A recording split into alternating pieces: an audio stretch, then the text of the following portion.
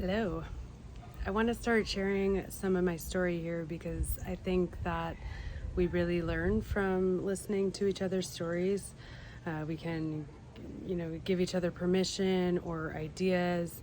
One of the things I love about traveling is just noticing all the different ways that you can do life and being exposed to new things and getting really curious about what stories people have lived or are living or are creating. And so here we go. Uh, I I love the question. What's your story? There's so many parts of it that you can choose to start at. So I really want to share this story of my personal transformation, which I believe we're, always experiencing, but there's a point where it kind of becomes more conscious, more potent, where maybe there have been little hints at it, but now it's, front and center, like, okay, here we go. And a lot of times those little hints and whatnot, if ignored, become loud and very uncomfortable. So, for example, a lot of people begin their hero's journey or begin their spiritual awakening, their conscious path, when some sort of giant change or trauma arises, because it really just like brings you into the present moment. So that's kind of one of the good things that survival does for us. It just brings us into the present moment where our focus is, narrowed into what's right in front of us. And so the thing is that we do want to notice. We want to say yes, and then we don't want to stay there. We want to start to become familiar with when we have the choice to calm the nervous system, to not be in that survival mode, and to be present from a state where we're conscious, where we're calm.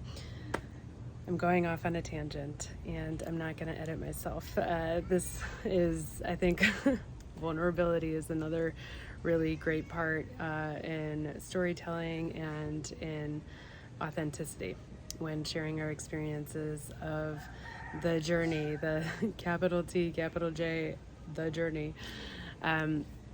So oftentimes we start on the journey because of some giant change that's captured our attention. It's brought us focusing in who we are, how we are, what our life is like, how it got to be this way. We can then choose, like, do we want it to be this way? Do we want to continue down the path that we're on, or do we want something different? And as soon as we start asking those questions, we'll start to see little windows or gateways into opportunities to see how it can be different, to see where there's that little voice starting to emerge inside of us that wants change, that wants transformation, that wants to let go of some of the things that have maybe been a bit tiring or exhausting or nagging or felt like constrictive, like they're holding you back in some way, keeping you in a cage in some way. And so this is all a long setup to say that it was no different for me. There were little hints and whispers and invitations along the way to change, and I feel like was born with a voice inside of me that has said, like, I think it can be different, different than the systems, different than the narrative and the script that we're given for, oh, this is the kind of life you live. And especially if you're born into a very, like vanilla setting that, where people are kind of following that script of how you go through life. And so that voice was always there, but it took a bigger thing to kind of drop me down to what felt like rock bottom at the time, to set me off on my journey. So for me, it was a romantic relationship that fell apart. At the time, it felt blindsiding, and later on, I realized that the signs and information was there all along.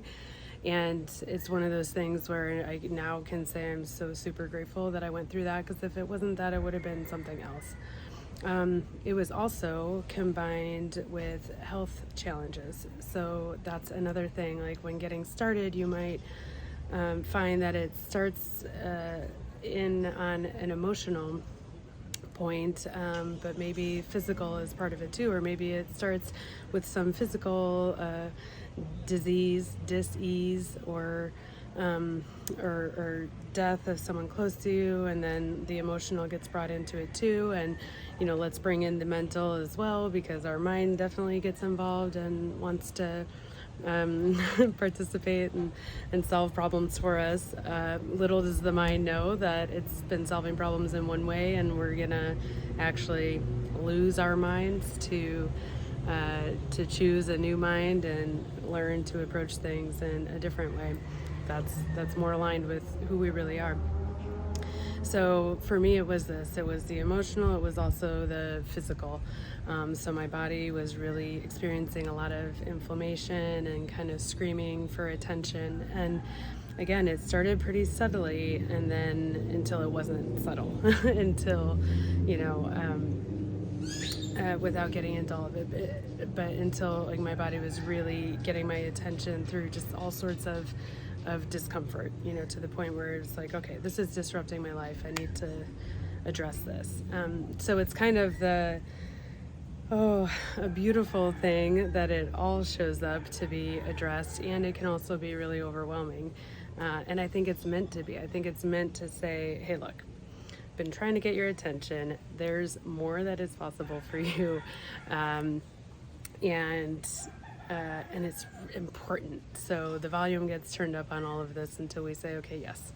There's that quote that's something along the lines of, the risk to change, the promise of the change is, no, I'm not getting this right. It's something about the risk of change is better than the pain of discomfort of not changing, of staying stuck.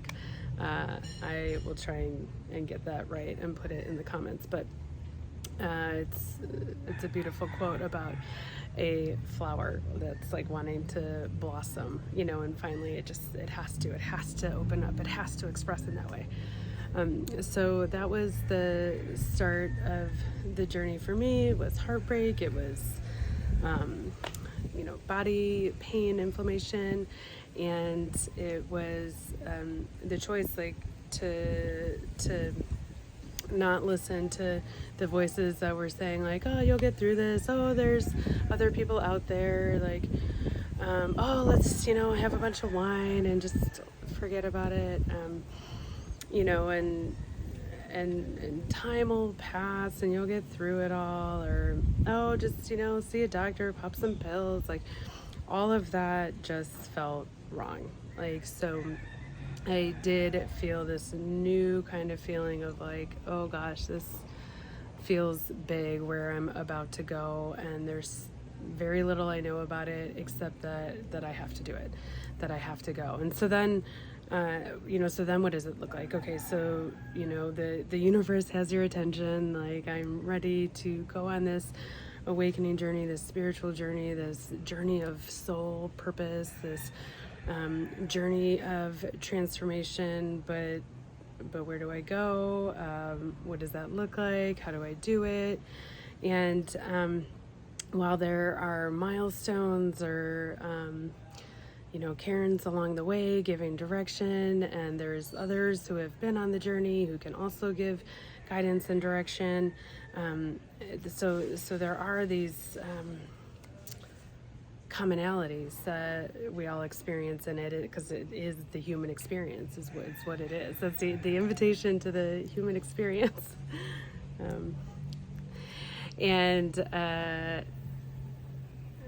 That fly distracted me for a minute. This is what I want to say, and yet it's also a very personal journey. So someone might start, for some people it happens like really suddenly through a massive experience of energy going through their body during a meditation or something like that. For others, they might, find a mentor to work with, or they might go to a workshop or a yoga class and have an experience that they're just more conscious of and more present to, and it's they maybe feel their heart space activated a bit, and then they take a step in that direction, and then other steps reveal themselves. So that was the start of my journey, and what my first steps looked like were a lot of journaling. I just wrote and wrote and wrote. I felt like I had so much emotion inside of me and it needed somewhere to live. So I would journal and just write and write. The interesting thing about that is something I used to do as a little girl. I used to write. Sometimes it was poetry, sometimes it was just writing, but that just came back. It was very natural for me. So if you're not quite sure what to do, you might don't think, feel back into what you did as a kid to soothe, to self-soothe. There are things that we learn as kids, like to protect ourselves, that are often related to our core wounding, but then there's also these gifts that come from the childlike innocence of knowing somewhere inside you that you're always cared for, you always have what you need. And so feel into that. Like for me, it was journaling. So I started to journal. I also started spending more time in nature. I didn't necessarily know why or know what I was doing. I just knew that it made sense to me.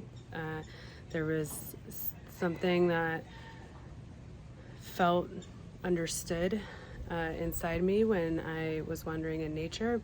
And then I also started finding people to work with. So at the time, that was a therapist who, it was talk therapy, which I've moved away from now, but she used a lot of meditation, Buddhism, neuroscience, and started to teach me what was actually going on inside my brain and my body as I was healing, as I was, releasing old thought patterns, old traumas, and then creating anew. I also started working with a shaman. I didn't seek this out. It came to me, which I would also invite you to consider, to just set the intention of the type of support that you're looking for, the type of guidance you're looking for, that feels aligned, where you feel empowered. So it really is a support that empowers you from within, whether it's a person or a tool or a practice. You want to feel that it is empowering what's already within you and you're not giving your power away to someone. One, because there are people who will tell you, oh, this is what you need to do, this is how you do it, or let me do it for you. And that's not what we're after here. And two, the journey really is about learning your own potential, which comes from within. So the more that you can start to listen to that and notice and align to that, the more you can step into that potential, you can receive it, you can grow from there. So this shaman that I attracted into my life came through a friend who I had done dream work with before. And the work that I did with the shaman was to do journeying work. So that is using a certain drum beat that puts you into a trance state, and you can do guided meditation that will take you to different spaces of consciousness that you can access and gain wisdom there that is beyond what you experience with your day-to-day senses. So that's a lot. I mean, it felt like a lot at the time. It was like these little pieces that came in, and I received them and tried them out, and if it felt good, I continued along with it. I balanced them out. If it became too much, too overwhelming at times, then I would slow one part down and focus on another part, and then bring it back in when that felt right. Or if something new showed up, I would explore that.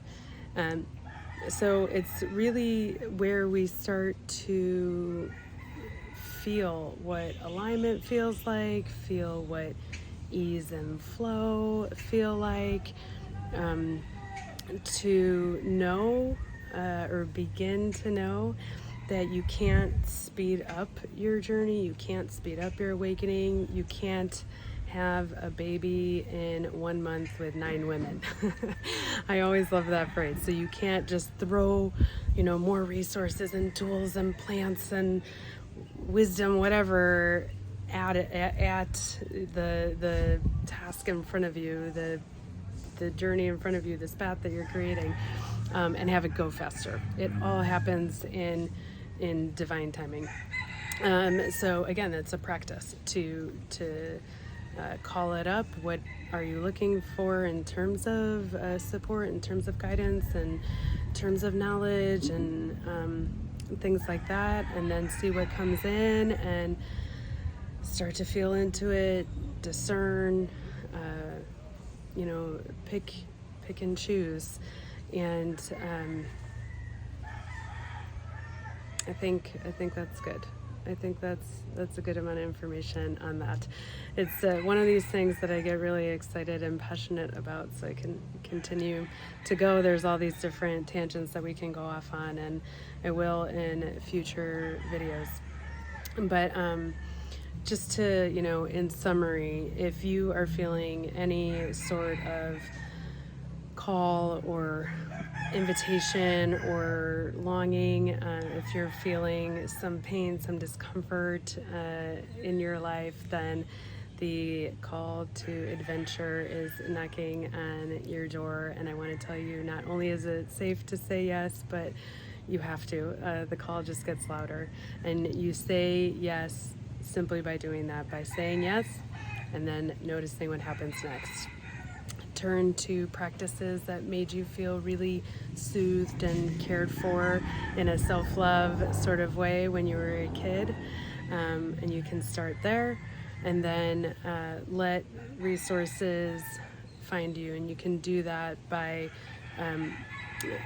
setting the intention and feeling what it would feel like for them to find you, and then noticing. So you'll start to become more present to what's going on around you. Maybe the roosters in the background here are giving you some sort of idea or insight. Maybe they just sound really loud like they do to me, but they're my friends. So thank you for having me and them in, as part of your day today. So just listen and notice, and just start saying yes and doing a bit of exploring. You can't get it wrong. That is one thing I can tell you. You can't get it wrong. Every choice you make, every direction that you go in is going to give you information in some form that is going to guide you and help you on your journey. So thank you for tuning in, and I'll continue to share more in following videos.